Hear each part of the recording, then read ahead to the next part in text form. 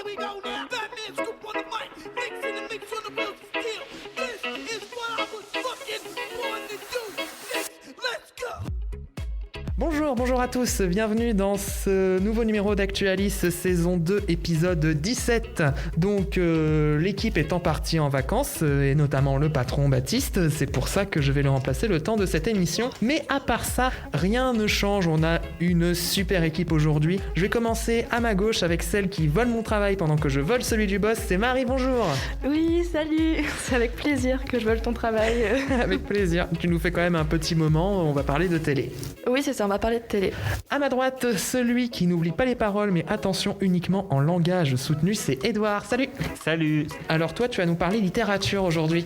Ouais, je vais vous parler littérature dans ma chronique et un peu science, espace dans mon moment. Et enfin, dans la régie, on a enfermé deux personnes comme à chaque fois. On va commencer par le plus jeune, celui qui parle tellement de radio et de télé avec passion qu'à la rédac, certains ont commencé à l'appeler Minimax, c'est Mathieu, salut. Salut, bonjour à tous. Ouais, là, je suis dans la régie, je peux faire plein de choses, je peux lancer des sons. Et à propos de son, toi tu vas nous parler musique. Ouais, bien sûr, parce que j'ai écouté il y a quelques nouveautés d'albums, notamment un album qui va bientôt sortir, d'un groupe que j'aime beaucoup. Je garde le suspense pour le moment, vous verrez tout ça plus tard.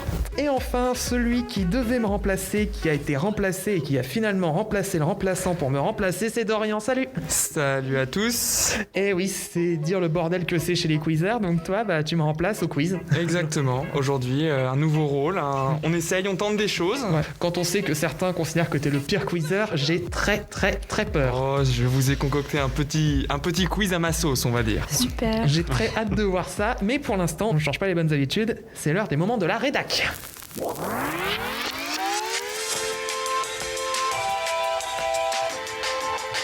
Et on va commencer avec Edouard qui va nous parler d'espace. Ouais, j'ai décidé de vous parler d'espace et plus précisément du Deep Space Food Challenge. Alors ça s'inscrit dans les Centennial Challenges, ce sont les défis du centenaire en fait qui sont organisés par la NASA, l'agence spatiale américaine. Et donc la NASA lance régulièrement des défis où d'autres cerveaux que ceux de la NASA peuvent participer pour avoir de nouvelles idées avec un prix évidemment pour le gagnant. Donc le dernier en date c'est le Deep Space Food Challenge. Et alors, aujourd'hui, les astronautes, comment ils sont nourris ? Via des réapprovisionnements réguliers avec des fusées, voilà, ceux qui sont dans l'ISS. Et c'est de la nourriture lyophilisée généralement. Évidemment, c'est pas délicieux. Et ce serait impossible d'utiliser ça pour partir sur Mars. Donc, il faut innover dans des technologies pour que tous les astronautes qui y aillent aient une alimentation saine. Donc, tout le monde a le droit de réfléchir. Vous avez jusqu'au 28 mai pour déposer vos propositions à la NASA. Malheureusement, même si vous avez la meilleure idée, vous ne pouvez pas gagner les $25 000 si vous n'êtes pas américain ou canadien. Donc les Français, dommage. on peut proposer notre idée, mais on n'aura que une reconnaissance de la NASA, bon c'est déjà pas mal. Et donc pourquoi ce Deep Space Food Challenge ? À la fois, je vous l'ai dit, c'est une solution pour les astronautes quand ils partent. Le but c'est d'avoir de la nourriture saine, parce que les missions elles sont toujours plus lointaines, elles sont toujours plus longues. Mais c'est aussi une solution pour la Terre, parce que avec ce qui se passe en ce moment, on a de l'insécurité alimentaire, et donc ce que pourrait inventer ces cerveaux, ça pourrait aussi servir pour combattre cette insécurité alimentaire. Donc si vous avez des idées de technologie alimentaire révolutionnaire, vous pouvez partager vos idées à la NASA. Je sais pas s'il y en a qui ont une idée quelque part. Je sais pas cuisiner, donc on va pas compter sur moi. On va réfléchir. Voilà, je sais pas s'il y a des fins cuistots au sein de notre équipe, peut-être qu'on enverra leur bouffe sur Mars. Et merci beaucoup Edouard, on verra bien ce que tout cela va donner. Peut-être, pourquoi pas, des plats français dans l'espace, et pourquoi pas des plats français sur Mars, qui sait. Un bœuf bourguignon sur Mars, ça serait Un pas bœuf mal. bourguignon sur Mars, ouais, ça peut être sympa. Et on va passer au moment de Marie. Alors, qu'est-ce qui lui arrive à la une ? Il faut faire chauffer l'appareil ou quoi ? Ah mais oui, mais il s'est passé une chose historique, Maxime. La France a eu le souffle coupé pendant une trentaine de minutes. La France a peur, même. La France a peur, oui, elle a eu le souffle coupé pendant une trentaine de minutes parce que le JT de 13h de TF1 a été retardé pour une cause de bug, selon les médias, ou pour cause de gros problèmes techniques, selon la présentatrice Marie-Sophie Lacaro. Alors, il n'y a pas vraiment d'explication sur ce bug, mais moi, j'ai vraiment envie de dire pauvre Marie-Sophie Lacaro. Parce qu'en presque 40 ans pile d'existence du JT de 13h, il a été créé en février 1980, il a fallu que ce bug tombe sur elle. Alors que ça fait à peine un mois et demi qu'elle a repris la main de ce JT après l'iconique Jean-Pierre Pernaut, qui d'ailleurs est le seul à avoir donné un semblant d'explication sur ce bug. Tel un bon vieux grand-père qui sait tout, il a dit « Ça va arriver, je l'avais prévenu. Alors merci Jean-Pierre, mais pendant ce temps-là, il y avait Marie-Sophie qui s'excusait toute seule devant les téléspectateurs. Et aussi, on avait son homologue de France 2, Julien Bugier, qui a dit bonjour à ces téléspectateurs qui sont nombreux aujourd'hui, paraît-il. Alors j'adore Julien Bugier, mais là c'était un petit peu la blague de trop moi, quand j'ai même. trouvé ça drôle. Moi aussi, Oui. j'ai trouvé ça incroyablement drôle. Oui, mais ça a pas plu, ça plaît pas à tout le monde. Forcément, les fans Sur de Twitter, les gens n'étaient pas très très contents. Enfin, cette histoire, c'est quand même beaucoup de bruit, un petit peu de controverse qui met un peu de piment, du piment low cost, on va dire, dans notre vie rythmée par le Covid. Mais pas de panique, tout s'est bien passé. Le JT a repris à 13h38. Ce qui faisait quand même un certain délai et qui a sûrement provoqué la fuite de pas mal de téléspectateurs chez France 2, j'imagine. Bah oui, c'est ça. Voilà, je sais pas si les résultats d'audience, si vous les avez ici. Moi, je les ai. Ah, tu les as? Ouais, ils sont tombés sur Twitter. Alors, on enregistre l'émission un vendredi, du coup, ils sont tombés ce matin et Julien Bugier a eu un gros pic. Il est monté à 5,8 millions de téléspectateurs. T'as la part d'audience aussi ou Je sais, vers 40. Ouais, c'est-à-dire dans les niveaux de TF1, quoi. Ouais, c'est ça. En gros, il a récupéré pas mal de gens de chez TF1 qui s'est ajouté aux gens de France 2. Ouais. Mais il y a quand même 1,39 million personnes qui sont restées sur TF1 pour regarder le magazine Reportage. Oui, c'était ça, reportage. Bah, ils sont fans, les gens de Avec TF1, quand ils même une adorent. vaste page de pub avant et. Oui, c'est ça. Mais pauvre Marie-Sophie, franchement, Ouais. j'étais triste pour elle. Elle avait l'air Et, vraiment désemparée. Et justement, la raison, elle a été évoquée par des journalistes du Parisien, si je dis pas de conneries. C'est à cause d'un C'est un logiciel. logiciel, oui. D'un logiciel qui s'appelle Dalet, qui est connu dans le milieu journalistique, en particulier en télé, qui est un logiciel qui permet de tout faire, quoi, qui permet de monter, de créer des conducteurs, etc. Et le problème, c'est que tout centralisé sur un logiciel, quand ça Oui. plante, ça fait bugger toute la chaîne. Et ça, Jean-Pierre, il l'avait prévenu, il Aïe. l'avait dit, mais personne l'a écouté. Il y avait plein de mèmes hilarants sur Twitter avec Jean-Pierre qui débranchait les câbles. Oui, bien sûr. Qui était énervé du départ de son JT, donc c'était assez drôle. Eh bien, merci Marie. Et alors pour moi, pour mon moment aujourd'hui, j'avais envie de parler de notre ministre de l'enseignement supérieur. Ah bon? On a une ministre, nous? Eh oui, on a une ministre, figurez-vous, elle s'appelle Frédérique Vidal. Elle parle pas souvent, mais quand elle parle, en général, ça crée des étincelles. Pourtant, on parle souvent du mal-être étudiant en ce moment, qui sont les derniers confinés. Et là, grand miracle, elle est apparue sur petit écran. Elle a été interrogée sur CNews par Jean-Pierre Elkabbach, qui est une figure de l'interview politique des années 80. Et elle a déclaré, je cite, « Moi, je pense que l'islamo-gauchisme gangrène la société dans son ensemble et que l'université n'est pas imperméable, l'université fait partie de la société. » Et Elkabbach de parler d'une sorte d'alliance entre Mao Zedong et l'ayatollah Khomeini. Alors vous imaginez bien que tout le monde lui est tombé dessus, des universitaires jusqu'à sa propre majorité, les députés de la République En Marche. Et je voulais m'arrêter un instant sur la réponse du CNRS, le Centre National de Recherche Scientifique. Dans un communiqué publié le 17 février, le centre de recherche rappelle que, ouvrez les guillemets, l'islamo-gauchisme n'est pas une réalité scientifique. Il regrette une instrumentalisation de la science et surtout condamne avec fermeté celles et ceux qui tentent d'en profiter pour remettre en cause la liberté académique indispensable à la démarche scientifique et à l'avancée des connaissances. En clair, le CNRS dit merde à Frédérique Vidal. Faut bien le dire comme ça. Et cette histoire d'islamo-gauchisme, au-delà de toute la polémique que je trouve plus ou moins stérile, ça me rappelle tout le pataquès qu'il y a eu à l'époque autour du racisme anti-blanc. Vous saviez, à l'époque où un certain nombre de politiciens, en particulier de droite, voire d'extrême droite, évoquaient une forme de racisme contre les personnes blanches, ce à quoi nombre de sociologues ont répondu qu'il n'existait aucune preuve qu'un racisme de cette forme existe. La conclusion de l'affaire, quand on ne sait pas, on se tait. Voilà, donc pour mon moment, je sais pas si... Oui, j'aimerais rebondir là-dessus parce que c'est vrai que pareil, on parlait de Twitter tout à l'heure avec Marie-Sophie Lacaro. Oui, là c'est pareil, il y a eu beaucoup de réactions, notamment sur le côté où la ministre avait... Enfin, il y a quand même beaucoup de sujets, notamment, je sais plus qui est ce politique qui a réagi en disant que dans sa propre, le député LRM, dans sa propre, donc, on va dire, dans son propre parti, qui a dit qu'en fait, l'islamo-gauchisme, c'était un peu... ressortir ça maintenant alors qu'on a des files d'attente d'étudiants de plus en plus grandes devant des distributions de banques alimentaires, ça reste un sujet un peu secondaire, on va dire. Il y a un petit souci de priorité, quoi. Oui. Exactement. Benoît Hamon aussi a réagi sur Instagram hier, il était vraiment énervé, mais j'ai trouvé bien ce qu'il a dit, ça fait du bien. J'imagine. Mais j'ai pas vu toute l'interview avec Jean. J'ai vu que l'extrait sur l'islamo-gauchisme. Oui, moi aussi, ouais. Est-ce que elle en a parlé pendant 1 minute 30 et 4 le reste de minutes. l'interview? Oui. 4 minutes. Est-ce qu'elle a parlé de 4 minutes sur une interview de 1 heure ou est-ce qu'elle en a parlé En fait, c'est quelque chose ça a été beaucoup critiqué sur le côté, c'est encore tiré de son contexte, sauf que quand tu regardes l'interview en entier, ça tourne autour de ça et c'est pas extrait de voilà. Mais d'ailleurs, j'ai vu à ce sujet-là la une de Libération.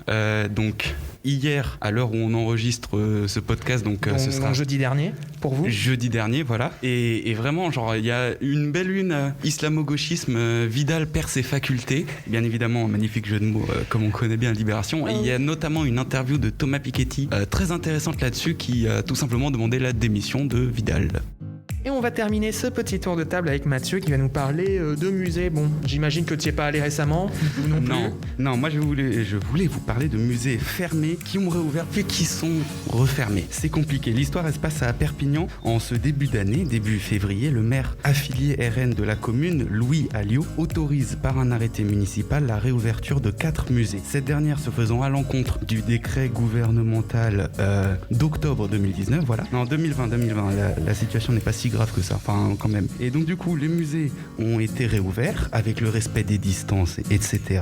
pendant une semaine, le temps de la procédure judiciaire, parce que, en effet, cet arrêté étant contraire au décret gouvernemental, le tribunal administratif de Montpellier a été saisi par le préfet des Pyrénées-Orientales. Et ce même tribunal a rendu sa décision en début de semaine dernière. Sans grande surprise, le juge a estimé que le maire ne pouvait pas procéder à une ouverture de musée. L'intéressé a réagi sur Twitter en regrettant cette décision qui éloignera encore un temps nos concitoyens durement éprouvés par la crise sanitaire, avant d'affirmer que la culture est un besoin essentiel. Si ce petit moment d'insurrection perpignanais est presque anecdotique, tant la décision du tribunal est si peu surprenante, il nous permet cependant de remarquer que les cinémas, théâtres, musées, salles de concert sont fermés depuis octobre 2020, bientôt 4 mois sans partie vivante de la culture, et tout ça ne semble pas vouloir s'améliorer avant quelques mois au moins.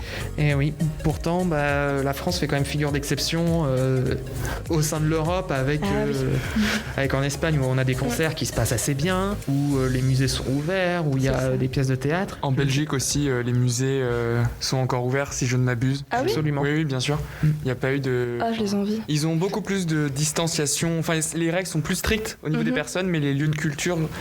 Je doute sur les cinémas, mais les musées, je suis quasiment sûr qu'ils sont encore ouverts. Ah ouais. Voilà, tout ça pour dire que c'est possible en fait. Enfin, on peut y croire, quoi. On peut avoir de l'espoir. On peut y croire, on peut avoir de l'espoir, et puis on peut se dire que peut-être que c'est pas si loin, quoi. Si on arrive à appliquer des mesures strictes, et je suis persuadé qu'on en serait capable. Hein.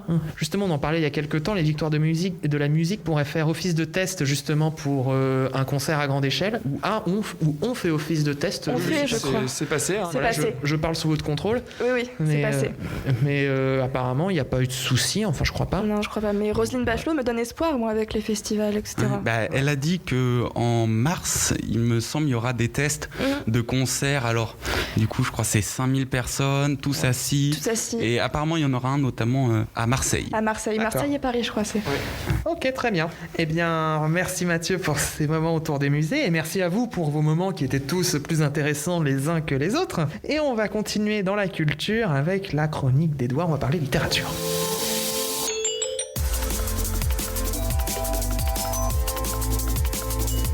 Et donc, mon cher Edouard, aujourd'hui, tu vas nous parler littérature, mais alors, cela, peu de chance qu'on aille les voir en dédicace. Et ouais, parce que je voulais vous parler de Marcel Proust, un grand auteur qui a publié, je pense que vous le savez, À la recherche du temps perdu au début du XXe siècle. Je suis sûr que vous connaissez au moins le titre du premier tome, donc il y en a 7, mais le premier... À côté de chez Swann, de l'autre côté de chez Swann. Du côté de chez Swann, Du côté de chez Swann. Pas mal. Mais c'est pas la chanson. Ça me serait pas revenu comme ça. Ouais, mais en tout cas, ça fait partie des incontournables de la littérature française. Absolument. Et Gallimard a annoncé le 12 février qu'ils allaient publier un nouvel inédit de Marcel Proust. Wow. C'est-à-dire encore un écrit posthume, encore parce que Proust il est mort jeune, en 1922, alors qu'il avait que 51 ans. Et donc les 3 derniers tomes d'À la recherche du temps perdu, donc le 5, le 6 et le 7, ont déjà été publiés posthumes. Alors pourquoi de nouveaux écrits maintenant ? Et bien parce qu'il y a un très célèbre éditeur qui s'appelle Bernard Fallois, qui avait fondé la maison d'édition Fallois. Il a publié de très grands noms dans sa maison d'édition comme Pagnol, aussi Valéry Giscard d'Estaing, mais aussi très récemment Joël Dicker, je pense que vous connaissez. avec La vérité sur l'affaire Harry Kéber. Oui. Ça avait super bien marché. Et il possédait un fonds de manuscrits énorme, dont certains de Proust. Et donc à sa mort, il les a légués à la Bibliothèque nationale française. Et de ces manuscrits avait déjà été publié en 2019 Le mystérieux correspondant et autres nouvelles inédites, donc pas les éditions de Fallois. Et voilà que seront publiées encore une autre partie de ces manuscrits qui s'intitule Les 75 feuillets.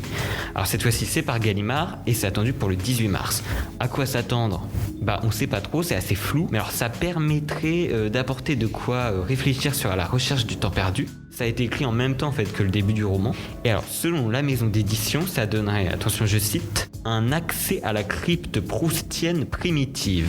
Oh. Voilà. Je vous avoue que j'ai rien compris ce que ça voulait dire. Moi non plus. Voilà. C'est classe, on s'en fiche. C'est ça, C'est ça, c'est ça classe, fait on s'en très- fout. Et d'autres écrits posthumes, il y en a plein en fait, parce que tous les grands auteurs qu'on connaît, ils ont tous des publications posthumes. Il y a eu Victor Hugo, dont ses mémoires ont été publiées posthumes, des correspondances, mais aussi des textes philosophiques. Il y a Baudelaire aussi, qui a eu des recueils de poèmes qui s'appellent Le Spleen de Paris. Ça avait été publié. C'est posthume le spleen de Paris ? Ouais. Ah, je savais pas. Et D'accord. ou aussi Romain Gary. Donc il y a vraiment tous les grands auteurs ont des. Ouais, il y a eu Camus aussi il y a quelques Ouais. années avec ses correspondances avec Maria Cazares. Et on retrouve toujours des boîtes au-dessus d'une armoire, Oui, un peu de c'est ça. poussière, et hop, on les publie. Et il y a aussi des auteurs, j'ai découvert ça, qui écrivent des œuvres qu'ils souhaitent publier posthumes. Donc c'est-à-dire, j'écris une œuvre et je veux qu'elle soit publiée dans 50 ans. Et enfin, il y a une publication posthume qui peut révéler des œuvres ou des écrivains majeurs. Ça, c'est le cas de... Alors, je sais pas si je vais bien le prononcer, mais alors Stieg Larsson, avec les Millennium, c'est pareil, une série de romans. Ouais. Et l'auteur, il avait contacté des éditeurs, mais ça a été publié que posthume, car il est décédé d'un arrêt cardiaque. Et donc, sa renommée n'a été que posthume. Mais en tous les cas, ça montre qu'on n'en a jamais fini avec les grands auteurs. Eh bien, merci beaucoup, Edouard. Si je puis me permettre, ça serait quoi l'intérêt pour les auteurs d'être publiés à titre posthume ? Alors, j'avais vu une citation, alors je crois que c'était de Chateaubriand, Ouais. qui disait, alors je peux pas vous la citer, mais en gros c'était, on s'en fout de ce que disent les vivants, faut écouter ce que disent les morts, et donc c'est l'intérêt de publier que dans... Et donc, en fait, c'est pour la postérité, quoi. C'est Ouais, pour sûrement. réapparaître. Ouais, je pense que c'est ça. Non, il n'y en a pas beaucoup qui l'ont fait, C'est pour et ça. l'un d'eux a voulu que ce soit publié dans 50 ans. Enfin, je sais pas son nom non plus, mais sa famille était trop pauvre, donc ils l'ont publié 2 ans après sa mort pour gagner de l'argent. D'accord. Et donc, comment tu as dit qu'il s'appelait le nouveau Proust ? Ce sont les 75 feuillets. Très bien. On a déjà une idée de ce dont ça parle ou Comme je t'ai dit, un accès à la crypte proustienne primitive, mais alors... Ouais, je y a pense pas- que ça doit être ses premiers écrits, donc on a ses débuts, quoi. c'est en lien quand même avec à la recherche du temps perdu. Il y a quand même un lien avec... Eh ben, très bien. Eh ben, merci beaucoup, Edouard, pour cette Je me chronique. permets d'intervenir puisque Edouard, ta citation, je la connaissais mais je me souvenais plus de l'œuvre. C'est dans les Mémoires d'outre-tombe de Chateaubriand et c'est bien, les vivants ne peuvent rien apprendre aux morts, les morts au contraire instruisent les vivants. Oh, C'est bien C'est plus beau. joli. J'ai trouvé hein. ça très très sympa de... c'est très très joli en effet. Donc, merci pour avoir retrouvé la citation exacte. Et on va, après avoir parlé littérature, on va un peu se détendre en parlant musique. Place au temps mort.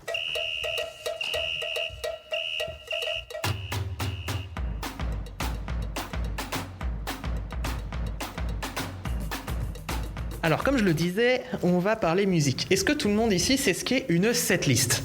Pas du tout. Oula, Ok, bon, ça c'est commence pas grave. mal. C'est pas grave. En fait, c'est la liste de morceaux qu'un artiste va interpréter lors d'un concert. Ah. Ah, Et donc, j'ai choisi une dizaine d'artistes et je vais vous lire différentes setlists. Dès que vous pensez avoir l'artiste, vous dites votre prénom, je m'arrête et je vous interroge. Donc, place à notre premier artiste. Chanson numéro 1, Les histoires d'A. Someone to Love. 3, Marcia Baila. Lerita Mitsuko. Heureusement que j'ai dit qu'il fallait dire oui. son prénom, mais c'est pas grave. Marie. Je prends, c'est bien Lerita Mitsuko. Pour être précis, c'est Catherine Ringer qui chante Catherine. Lerita Mitsuko. Le concert est passé il y a quelques temps sur Culture Box, la nouvelle chaîne, et c'était un bonheur à voir. Franchement, si vous n'avez pas vu ce concert, mais foncez. Vous allez découvrir des tubes d'Erita, c'est magique. C'est vrai, j'ai du mal avec Catherine Ringer, Ah merde.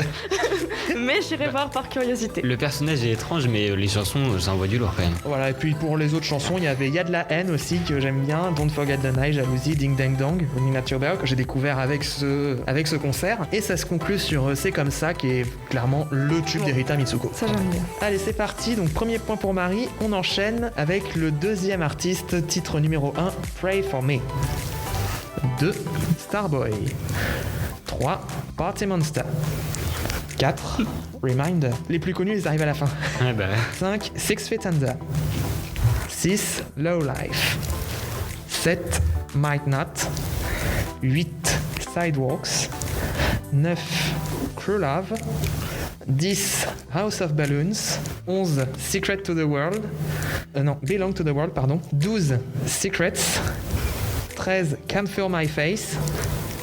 14. In the Night. 15. I Feel It Coming. Mathieu, Oui. I Feel It Coming, c'est pas The Weeknd? Si. Je me suis cherché. Ouais, je tiens à vous dire, ça fait au moins 5 chansons que Dorian est sur les nerfs. Je suis sur les nerfs et ça m'énerve. J'avais sa tête. Tu l'avais à quel titre? En fait, non, c'est juste le nom, j'ai entendu parce que The Weeknd a fait tellement de buzz quand l'album est sorti. Ouais. Et en fait, ça me revenait progressivement. Et c'est quand t'as dit le dernier titre. I Feel It Coming. Yeah. Et c'est ça, et bah ça là du coup, mais voilà, ça m'est revenu au moment où il l'a dit. D'accord. Bon bah dommage. Bah premier point pour Mathieu. Donc Bien joué, pour Mathieu. l'instant Marie 1, Mathieu 1. On enchaîne avec le troisième artiste. Là vous allez voir, c'est pas tout à fait compliqué le hein, même quand style. même. C'est compliqué, ouais. Après, vous allez voir, il y a des artistes plus simples que d'autres, hein, Ok. croyez-moi. Donc, c'est parti avec le numéro 3, avec le premier titre, Power Rangers. 2. Dorian, Oui. Lorenzo. Putain, quelle rapidité. J'adore cette musique. Voilà, bravo, Mamen. Et, Voilà, c'est ça.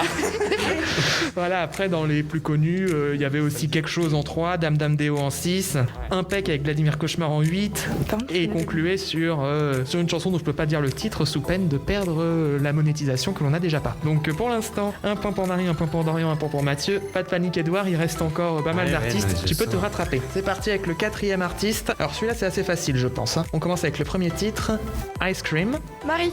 Wow, quelle rapidité Marie. Mika. Waouh. Honnêtement, je pensais pas que vous l'auriez aussi vite. Très Ah, mais j'ai sincèrement. entendu trop cette Ah Très ouais, sincèrement, c'était irrité de je j'aurais sais pas cru, quoi. j'aurais cru peut-être au troisième Relax Take It Easy. Je pense que tout le monde Ouais, aurait là, bondi. Ça, y a pas de souci. Après, bah, il y en a les plus connus. Ça s'enchaîne. Il y a Underwater en 7, il y a Big Girl, You're Beautiful en 5, et ça se termine par l'enchaînement Lollipop, Popular Song, Happy Ending, Love Today, We Are Golden, with Grace Kelly. Donc, bah, 2 points pour Marie déjà. Allez, Edouard, on va se rattraper. Oui, non, ça va. Il en reste combien? Là, j'enchaîne sur la 5e setlist, donc t'as encore pas mal de possibilités, on va dire. Allez, c'est parti avec le 5e artiste et le premier titre, Ta fête. Mathieu, Mathieu, oui. c'est Stromae. Stromae. Excellent. Putain, j'ai même pas le temps d'en dire un. Vous êtes déjà tous à fond. C'est Ah, assez il y a génial. trop de musique Il qui me se manque mettent dans Stromae. la tête. Ouais. Ah oui, non? Ouais, bah, on peut espérer un retour, qui sait, Mais il a annoncé, non, déjà son Oui, retour. il a annoncé Je un crois, retour ouais. en 2021. je crois. Mais du coup, ouais, dès le premier titre, c'est vrai qu'il attaque sur Ta fête, qui est quand même une de ses plus connues, faut Ah, bien mais le oui. dire. Après, Et puis elle ambiance. et puis elle ambiance. Ouais, c'est sûr que pour lancer un concert, c'est pas mal. Et je confirme, Stromae en concert, j'avais eu la chance d'aller le voir il y a quelques années. Waouh. C'est incroyable. Ah, tu m'étonnes. Oh. Mais le jeu de lumière était vraiment, c'est ça qui m'a vraiment le plus marqué. C'était il y a quelques années déjà, hein. Mais vraiment les jeux de lumière et l'ambiance, c'est incroyable. Merci papy. Allez, on va passer donc comme on a dit, 2 points pour Mathieu, 2 points pour Marie, 1 point pour Dorian. On passe au 6e artiste. Là aussi, ça va vraiment se jouer à la rapidité, je pense. Avec le numéro 1, Just Dance. Edouard, Oui, Lady Gaga. bien sûr. Ah, je l'avais au Alors, fond. si vous l'aviez pas au premier titre, vous l'auriez eu au deuxième, c'était Poker Face. Donc, clairement, vous l'auriez eu à ce moment-là. Il y a trop de chansons qui se percutent dans ma tête, là, Ouais, c'est c'est affreux. bien, personne n'est à zéro déjà. Et tu vas en avoir encore plus en tête avec le 7e artiste. On commence avec le premier titre, Dreams. De Titanium. Edouard. Oui. Ah, j'hésite entre David Guetta et Sia, mais alors c'est je pense que Si c'est pas l'un, c'est l'autre. C'est David Guetta. Oui. bien joué. Bien joué, ouais. Voilà, donc dès le deuxième titre, vous l'avez, rien à dire, très fort. Donc, on va quand même enchaîner avec le 8e artiste. Premier titre, I Wanna Be Your Dog. 2. Gimme Danger. 3. The Passenger. 4. Lost for Life. 5. School Ring. 6. I'm Sick of You. 7. Some Weird Sign. Veuillez excuser mon accent. 8. Repo Man. 9. Search and Destroy. 10. TVI. 11. Mass Production. 12. The Gin Jenny. 13. 1969. 14. No Fun. 15. Down on the Street. Et 16. Real Cool Time. Personne ne l'a, je crois. En fait, c'est un groupe ou pas? C'est pas un groupe. Eh ben non, c'est pas ça. Tu pensais à quoi, Dorian? Linkin Park. Ah non, du tout. C'est Bon, donc un homme, oui, C'est un c'est un nom. grand breton ou américain. Grand breton américain. Grand breton ou américain, bah, c'était tout en anglais, il est pas français. Oui. Le terme associé, c'est J'ai britannique. compris un grand Moi aussi, breton, genre un breton qui est grand, tu vois. genre. C'était Mano, en fait, tout simplement. Non, ce n'est pas Mano. Du coup, je vais vous donner quand même les deux plus connus de cette setlist, qui est quand même The Passenger et Lust for Life. Mais oui. The Passenger, ça The me fait Passenger, c'est quelque chier. Je sais pas, Marie, Vas-y, tente. Iggy Pop. Oui. Oh là là là Trop là. fort. Oh là là. Boum. C'est ça, c'est Iggy Pop, qui fait encore des concerts, figurez-vous. Oui, il joue dans des films aussi. Ouais, je sais pas quel âge il a, mais Il est vieux. il tient bien, je Comme trouve. Dorian, il est vieux comme Dorian. Yes. Peu cher. Je peux le trouver de rien. Yes. Ouais, allez, c'est parti avec le 9e artiste. 1. Dans ma bulle. 2. Ah mais Dorian, Oui. Diams, Ah, je. Non, raté. Ah, Je recommence. 2. Le passé. Edouard, Oui. Tal. Non. 3. Soldat. Bon, alors là. 4. Ça fait mal. ah mais si Dorian, Oui. Aya Nakamura. Oui. Oh, Joli. Ça c'est ma cam ça. Ouais. Non, mais en même temps, c'est vrai Pas que les si plus vieux que ça, connus. finalement. Ouais, c'est vrai que les plus connus, elles arrivent vraiment plus loin. Là, je vois la dot, c'est 14e, comportement 17e, copine 18e, 19e, Jaja. Et Pookie, c'est la 21e et c'est une chanson de rappel. Ah Ça doit être si long. qui en rappelle Ouais, Elle a mis toutes les moins connues en premier. ouais c'est ça. Et dans ma bulle c'est Début, tu connu. dois Hein. Faudrait pas m'inviter. Hein. Mais si. Mais c'est Mais ouais, je crois que dans ma bulle, c'est peut-être un album de Diams. ouais, c'est un album. Peut-être. Ah, voilà. Il y a sa tête qui sort là dans un salon, on dirait. Ouais, bah j'aime bien Diams, et alors. Bon, ça va. C'est tout à ton honneur. Diams, hein. c'est C'est tellement tout à ton incroyable. honneur. Hein. C'est tellement incroyable. Oui. Et on arrive déjà au dernier artiste. Et oui, déjà. Donc, 10e et dernier artiste. Et je pense que dès le numéro 1, vous pouvez l'avoir. Avec le premier Castle on the Hill de Eraser. Mathieu, Oui. ce serait pas Ed Sheeran? Si. C'est Ah, Ed Sheeran. bien joué. Bravo. On est ex-aequo, Mathieu. Et oui, vous êtes ex aequo. Mais du coup, ouais, c'est vrai que Ed Sheeran aussi, mais pas les chansons les plus connues au début. Enfin, Castle on the Hill est quand même bien connu. Oui, c'est. Mais après, si je regarde, il y a I Don't Care qui arrive 8e dans la setlist. Il y a Galway Girl qui arrive 12e. Thinking Out Loud qui arrive 14e. Photograph 15e. Perfect 16e. Sing 18e. Shape of You 19e. Autant vous dire, il met pas les plus connus. C'est bizarre qu'il commence pas avec au moins une, genre archi connue. C'est vrai, mais j'ai remarqué que c'est très caractéristique des concerts. Ils commencent rarement par les plus connus, quoi. Je veux dire, à Pour part. que les gens y Parce que comme ça, quand les gens Ouais, ils s'en c'est ça. vont, ils regardent un bon souvenir parce qu'il y a eu les C'est ça, dernières. à je sais part pas. Stromae qui attaque avec Ta Fête. Mais après, toutes de Stromae, je veux dire, c'est. Oui, Ouais, Stromae, c'est c'est ça, on de l'album connaît qui est tout connu. Enfin, l'album, ouais, toutes les musiques sont connues. Bon, eh bien, à ce temps mort, on a une égalité. Marie et Mathieu, donc avec 3 points. Mais Edouard et Dorian ne sont pas en reste puisqu'ils ont chacun 2 points. Pas de premier, pas de dernier. Pas de le monde premier, est pas de content. dernier. Tout le monde Ça, est c'est beau. Tout le monde est content, c'est beau. Absolument. Eh bien, merci à vous pour votre participation à ce jeu. Et on va continuer de parler musique avec Mathieu. C'est tout de suite.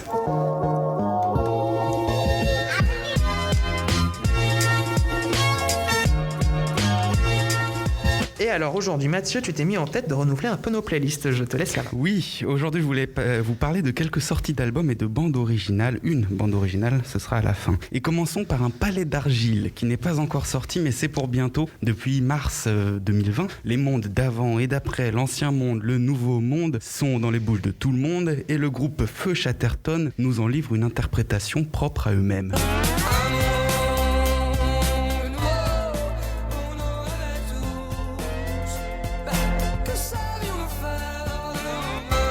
On en rêvait tous de ce monde nouveau, dit le chanteur. Ce chanteur, c'est Arthur Teboul, à la voix si reconnaissable.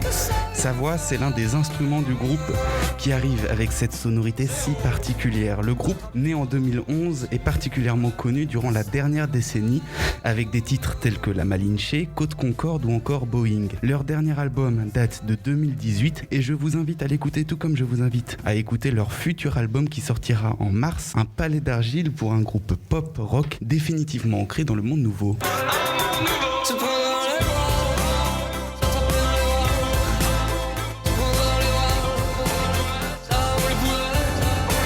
C'est très psychédélique, j'aime bien.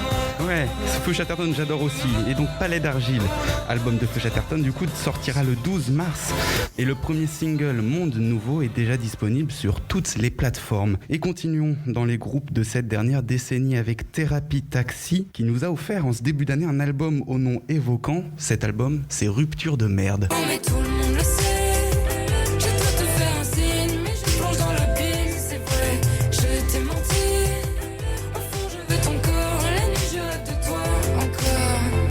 Friendzone, extrait de cet album qui scelle la fin du groupe. En effet, ils vont se séparer pour chacun partir vers de nouveaux horizons et ce n'est pas sans attrister leurs fans. Depuis Itzal, le groupe fait un carton et l'album Cadavrexki était sorti en décembre 2019 mais il a été étouffé par le coronavirus et le groupe n'a pas pu faire les festivals tant attendus chaque été, mais tout ça ne les a pas empêchés de sortir cet album de rupture dont le titre Été 90 est déjà un hit.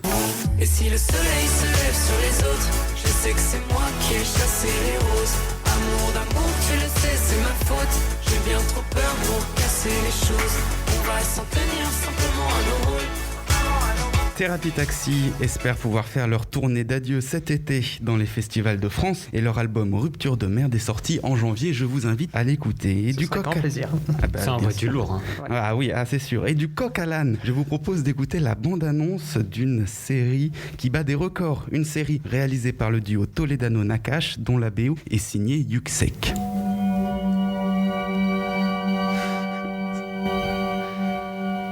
Forcément, c'est la bande originale, du coup c'est Space et c'est pas très rempli. Des patients, un psychanalyste, une série de 35 épisodes diffusés sur Arte. Vous comprenez que je parle d'En-Thérapie, la série dont tout le monde parle, même Dont Actualis, ouais. Bien sûr. Et une chose particulièrement réussie dans cette série, c'est bien la musique, celle du compositeur français Yuksek, qui, après de nombreuses sollicitations du public, a sorti l'album de la bande originale sur les plateformes. Alors, juste pour le plaisir de nos oreilles, un extrait du titre En-Thérapie Extended Version de Yuksek donc.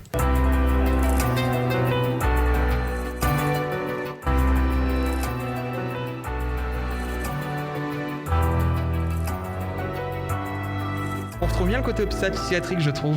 Ouais. J'ai pas du tout vu la série. Eh ben, je t'invite à la regarder parce que la série elle est diffusée sur Arte et les épisodes sont tous disponibles sur arte.tv. La bande originale incroyable signée Yuksek est disponible sur toutes les plateformes.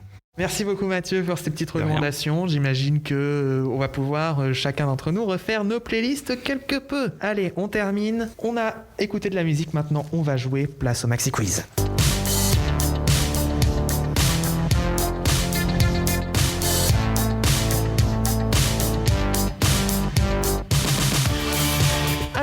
Je suis mégalo, je dois bien le confesser parce que même si c'est pas moi qui le fais cette semaine, on a décidé quand même de garder le nom de Maxi Quiz. Dorian, c'est à toi. Eh oui, mais moi ça me gêne pas de garder le nom de Maxi Quiz puisque c'est quand même le quiz emblématique d'Actualis. Même si tu n'es pas aux commandes aujourd'hui, et moi ça me fait du bien aussi de te voir de l'autre côté. Et je jure sur l'honneur que je n'ai pas vu les questions. Non, c'est vraiment pas. Je n'ai plus accès aux questions depuis la semaine dernière. Exactement. Et puis de toute façon, moi j'ai rajouté mes petites questions aussi un peu plus personnelles. Donc on va voir si vous êtes au niveau. Donc on va voir ça tout de suite avec la première question.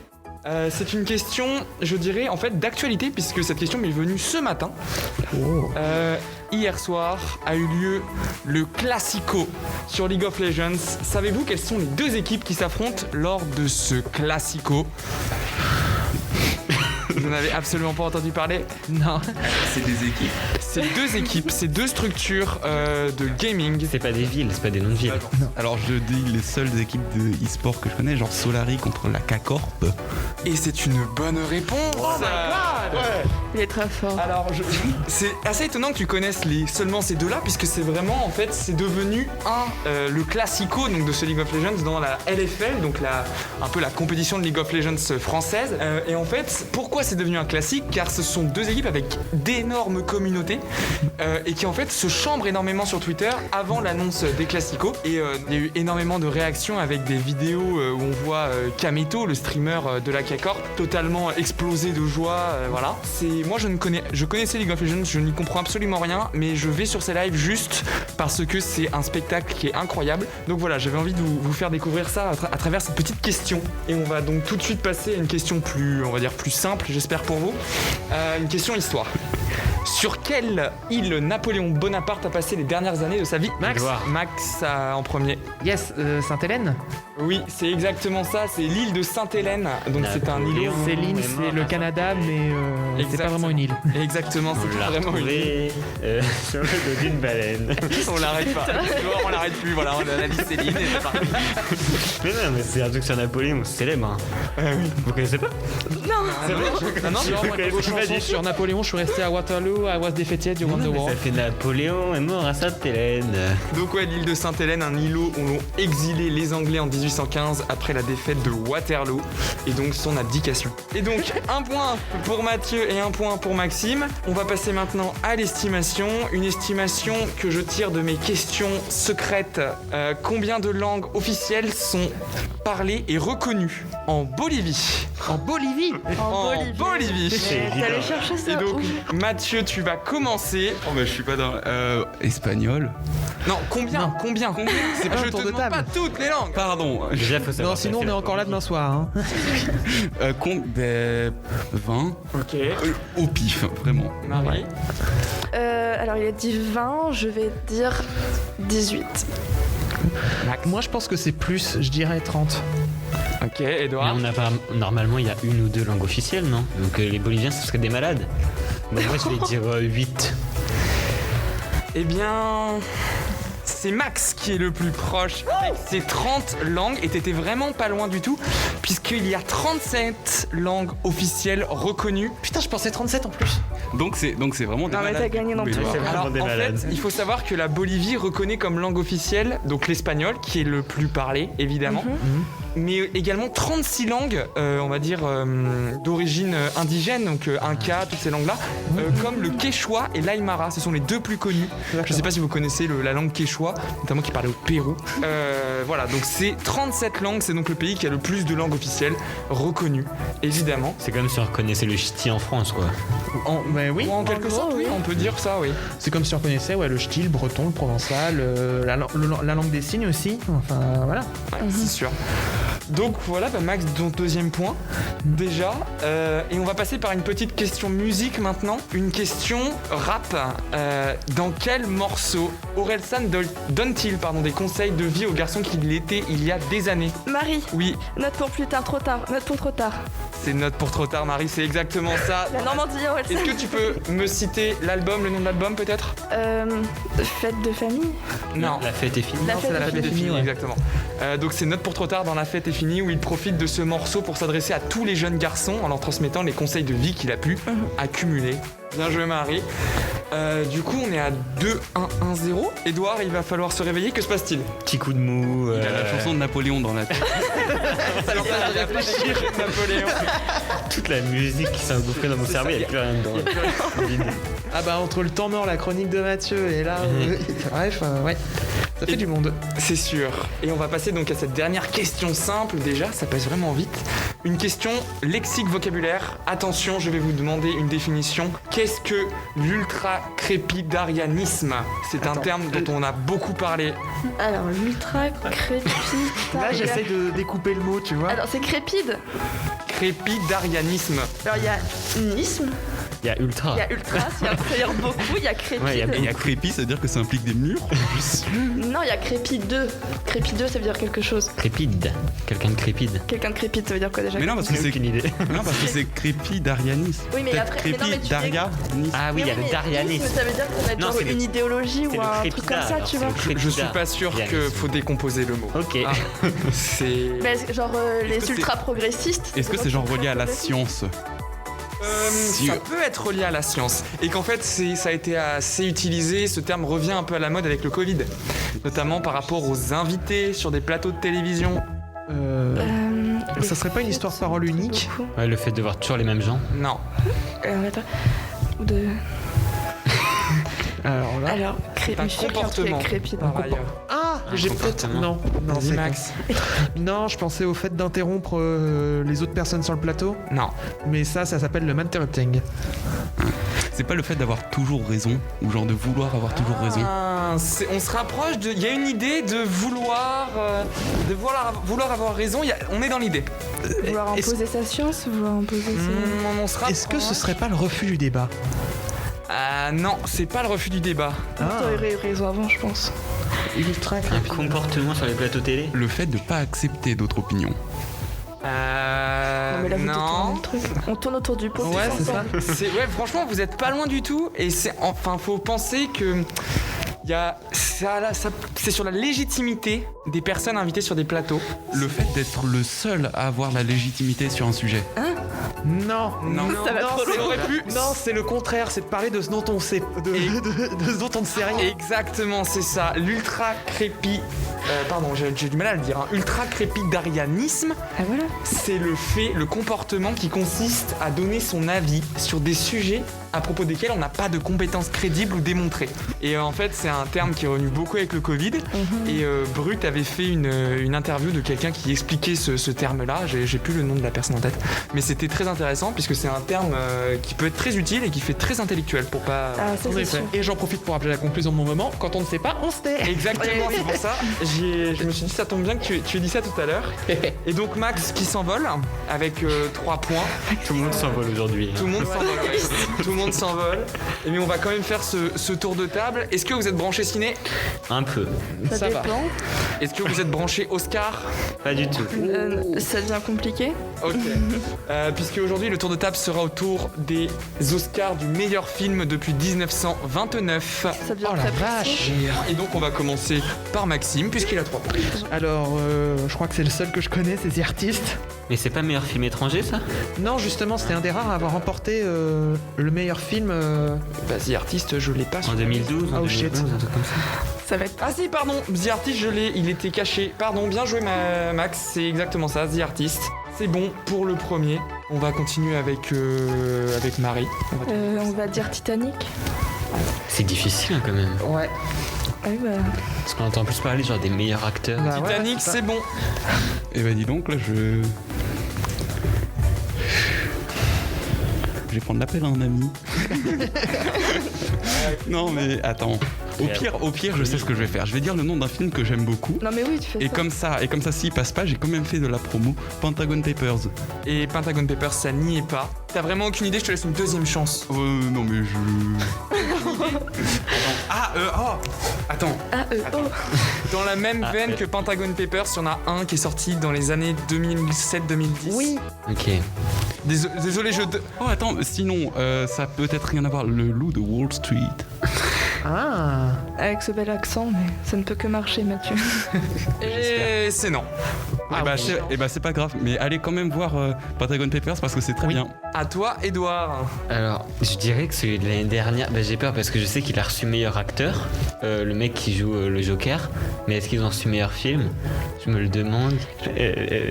J'ai peur de dire le... De toute façon, j'ai que cette idée-là, donc le Joker. Et non, le Joker Ok. n'y est pas. Eh ben, Je c'est- te laisse encore une deuxième chance comme à Mathieu. Hein. Très bien. Bon, La La Land l'a pas eu parce qu'ils sont montés sur scène, mais en fait ils l'ont pas reçu, ça, je le sais. Ah bon? Là, ils ont annoncé La La Land gagnant il y a quelques années. Ils sont montés sur scène et après ils ont fait ah non, c'est pas vous, c'est les autres. Oh, les je sais pas cons. quels sont les autres. Oh, donc merde. Incroyable. j'aurais bien aimé vous dire La La Land, mais c'est pas eux, c'est sûr. Ah, celui de cette année, il est vraiment connu. Ah oui. oui. Et oui, ça a fait gros bruit quand il l'a eu puisque c'était Ouais. une première depuis très longtemps. Par contre, Ah, si mais tu le c'est dis trop. pas, ça m'arrange parce que j'aimerais bien le dire après. Non, mais j'en ai aucune idée. Un des films connus, il y en a tellement. Bah, donne un de tes films préférés, je sais pas. Moi, j'aime bien les films français un peu beaufs. Alors aux Oscars, je suis pas sûr. Je pense pas que les C'est Tuches pas la 2 même l'aient eu. Bah, je vais dire le film, mais il a reçu meilleur film étranger, mais. Non, je sais rien. Non, mais je donne ma langue au chat. Bah, tant pis. Donne un film, n'importe quoi, même Mais les j'ai tuches. aucune- Bah, les Tuches 2. Eh bah non, les tuches 2, forcément, ça n'y est pas. Bien sûr que non. Malheureusement. On fait un bisou à tous les fans des tuches, ces films qui sont incroyables. Et là, il va le dire et je vais faire. Ah. Vas-y, Max, à toi du coup. Ouais. Parasite. Eh oui, je l'ai vu. Ah, mais je pensais qu'il était meilleur film étranger. Eh non, meilleur Non. film. Et justement, c'est ce que disait Dorian, c'est que c'était une première pour un film asiatique. Exactement, voilà, c'est ça, avec Bong Joon-ho, Mais non, mais... qui est un super On réalisateur. l'entend râler derrière. Et Parasite, il faut vraiment voir ce film, c'est incroyable. Mais oui, moi j'en ai marre, je l'ai vu pendant le confinement, j'ai dit ah c'est génial et depuis je l'ai effacé de ma mémoire, mais là il revient un super film angoissant. Ah bah, c'est ballot ça. Marie. Je sais pas, Green Book. Exactement, Marie, bien joué. Oh, c'est joli. un Un très beau Oscar film. de 2019. Attendez, très si beau j'ai bien film. compris, là, ça se joue entre toi et moi. Exactement. Oui, mais je sais que j'ai perdu, mais au moins j'aurais des réponses. Non, il y a peu de chance parce que je suis pas non plus hyper calé. Je serais tenté de dire, je me demande si le Roi Lion l'a pas eu. Alors, je vais vérifier ça tout de suite. J'ai bien peur que non. Le Roi Lion n'a Aïe, aïe, Il pas doit y eu. avoir meilleur animé ou meilleur dessin animé, non Ouais, Ça, peut-être Oscar le meilleur film dessin. d'animation. Peut-être, ouais. Ouais. Mais non, il n'y a pas eu. Bon bah Marie, est-ce que t'en as un pour confirmer? Non. Non. Je sais pas, est-ce que Charlie Chaplin, j'en ai eu un? Charlie Chaplin? Je crois que c'était à partir de 99. Non, non. 1929. Ah, c'est à partir de Oh, bah alors, 1929. vas-y, j'ai tapé Charlie Chaplin. Ce qui est sûr, c'est que c'est pas le dictateur. Non, il n'a pas reçu. Il en a pas reçu? Non, parce que j'ai les réalisateurs avec les films et les années. Aïe, aïe, aïe, aïe, Et aïe. il n'a pas reçu. Il y a vraiment des films. Je Rien pense à que vous voir, n'y mais pensez c'est la pas, honte, mais c'est quoi. des films qui sont vraiment hyper connus. J'ai pensé Mais à oui. Spotlight, mais je suis pas sûre qu'ils en aient eu un. Ça m'étonnerait, c'est pas très Bah connu. si, ils en ont eu un. Spotlight Ça, Spotlight. Non. C'est un super film, fallait le voir aussi. Voilà. Je vais mettre D'ailleurs, ça. ils l'ont repassé à l'UGC de Lille il y a avant. vrai Oui, quand c'était encore ouvert. Et oui, c'est un super film. Bon, de toute façon, Maxime, désolé, mais du coup, c'est Marie qui l'emporte Ah sur, oui, oui. sur ce Spotlight. Et donc, il y avait quand même des films extrêmement connus. Il y avait 12 Years a Slave. Oh putain. Il y avait Le Discours d'un roi. Je sais pas si vous Ah, il connaissez. est super bien. Il y avait Slumdog Millionnaire en 2009. Mais j'ai tellement vu celui-là. Il y en avait plus. Million Dollar Baby, vraiment, il y avait quand même des Forrest Gump par exemple, Ah, mais Forrest Gump. Sans c'est déconner. trop bien. West Side Story, Ah, on est trop. En fait, le cerveau, ils se sont bloqués. Bah ouais, La c'est Liste ça. de Schindler, enfin voilà, il y avait vraiment. Mais c'est vrai. Ouais. Là, vous voyez, là, je ressens la frustration que vous ressentez quand je vous donne des réponses. C'est une thérapie, exactement très ça. bien. Non, mais c'est. Ouais. Mais voilà, moi j'ai découvert que plein de films. J'ai découvert plein de films en trouvant ce. Je remercie Matt d'ailleurs d'avoir fait ce tour de table parce que c'était vraiment très intéressant. Ah, c'est cool. Par Et exemple, en- ouais, le Silence des agneaux, je savais pas qu'il avait eu un. Sans déconner. Ah ouais. Film. Voilà. En parlant de récompenses de cinéma, il y a la bande-annonce des Césars qui est sortie et c'est un chef-d'œuvre. Avec Marina Foïs. Je vous laisse aller la regarder, c'est hilarant. Il y a pas Roman Polanski cette fois. Ah, ça, je ne sais pas. Non, bah, ils ont changé. Il y a une petite vidéo d'Actualis qui en parle. D'ailleurs, je crois que c'est moi qui suis aux manettes. J'ai peut-être voilà l'autopromo. Non, mais voilà, il faut aller. Oui, non, c'est les Césars. Ils ont opté pour un virage dans leur organisation. Donc, allons voir cette bande-annonce avec plaisir. Très bien. Et donc voilà, bah, Maxime, tu t'imposes 3 avec 3 points. Marie 2, Mathieu 1 et Edouard, malheureusement, tu fais chou blanc aujourd'hui. Et donc c'est Maxime qui l'emporte pour ce. Voilà, bravo Maxime avec ce magnifique jingle sur ce dernier tour de table qui était quand même assez compliqué au final. Mais ouais, non, c'était un vrai plaisir d'animer ce quiz. Ça fait bizarre d'être de l'autre côté avec les questions et tout ça. Voilà, et bien merci Dorian pour ce quiz et c'était un vrai plaisir d'être de l'autre côté pour une fois, ça change. Ça faisait un moment que ça m'était pas arrivé, faut bien le dire. Donc merci Dorian pour ce quiz, merci à vous tous d'être venus, Mathieu, Edouard, Marie. Ça vous a plu? Super. C'était incroyable. Est-ce que je suis meilleur que Bat? Ah non, je me prononce pas. Ouais, faut pas se prononcer. Quoique, vu que je te remplace toi, je veux dire, c'était vraiment meilleur que la playlist. Je voulais au moins le caler une fois. Ouais, non mais t'as Il aura raison, fallu t'as attendre raison, jusqu'au t'as bout. raison. Eh bien, bah merci à vous, hein, et merci à vous de nous avoir écoutés, merci pour votre fidélité, merci de nous écouter chaque semaine. Nous, on se retrouve la semaine prochaine, 18h, pour un podcast. Rassurez-vous, l'animateur habituel sera de retour. Moi, je retournerai dans ma régie avec mon quiz, et on sera là avec une toute nouvelle équipe. D'ici là, vous pouvez aller voir les autres vidéos d'Actualis qui sont publiées les lundis et les vendredis, avec cette semaine, accrochez-vous bien, la finale du tournoi d'hiver qui opposera Louisanne à Nicolas. J'ai très hâte de voir ce que tout cela va donner. D'ici là, eh bien, prenez soin de vous, passez de très bonnes vacances si vous avez l'occasion d'être en vacances. J'ai une pensée évidemment pour ceux qui ne peuvent pas partir. Et sinon, passez de très bons moments en compagnie d'Actualis. Et nous, on se retrouve très vite. Salut, bye bye. Salut. Ciao, salut.